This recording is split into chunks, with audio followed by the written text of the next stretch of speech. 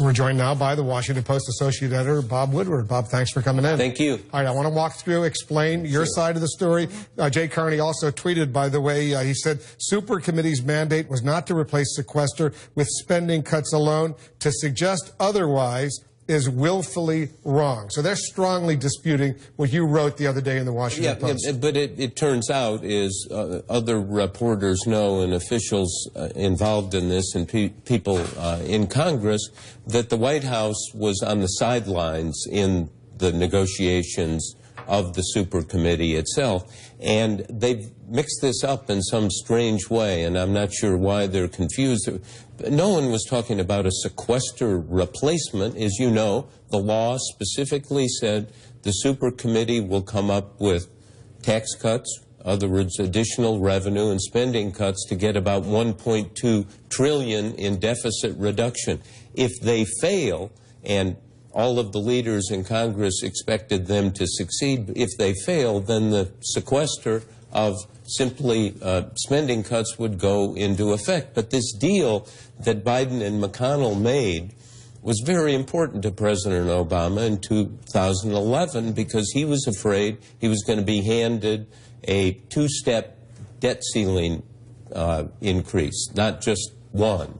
And he insisted on one, and that's what he got. I just want to be precise. Sure. When you say that if the sequester were to go into effect, if they could come up with an alternative to sequester, there couldn't be increased tax revenue as part of that alternative? No, it's written in law in the sequester itself. It's only spending cuts. No, it's not. Well, let me be precise, because here's what the law says. Unless a joint committee bill achieving an amount greater than $1.2 trillion in deficit reduction. That's the committee. That's the Super Committee. That's my point. That's what they were assigned to do. That's what they worked on. Deficit reduction could either be tax revenue. Absolutely. Or it could be spending cuts. Absolutely. And this is kind of, I hope it's not a smokescreen. I hope it's just a misunderstanding where the White House says, oh, this was a sequester replacement. It wasn't. I spent 2 months, Wolf, interviewing, getting all of the documents, talking to the people who were involved in this, and it was deficit reduction for the Super Committee. If they failed, then only spending cuts. That was the deal the president makes. When you make a deal and get an immediate benefit. So you're standing by that they're moving the goalposts. I mean, it's obvious. I mean, the editorial page of the Washington Post, who I wrote this piece for, said it's just irrefutable. When you make a deal and you say, I'm going to do and I get my part and the other people don't, you're moving the goalposts. Now, you're entitled to do that. People move the goalposts all the time. Presidents and people in Congress. Let me ask you about the goalpost aspect of this. I mean, you wrote the book, really, about the debt ceiling debacle and kind of the fallout thereafter. But why did you write this piece? I mean, you must have been sure it was going to make waves. I mean, it's really become ammo for Republicans in this sequester battle. Well, was that your intention? No, of course not. I mean, you know, Wolf's known this for decades. I'm in the middle and trying to be empirical and find out what the facts are. But your question, why did I write this piece? Because the president, in the third presidential debate, said this was Congress's idea. Jack Lew, who's now going to be Treasury Secretary, backed him up. And then now the White House, because I kept asking about this, I think 4 or 5 days ago, said, oh, yes, it was our idea.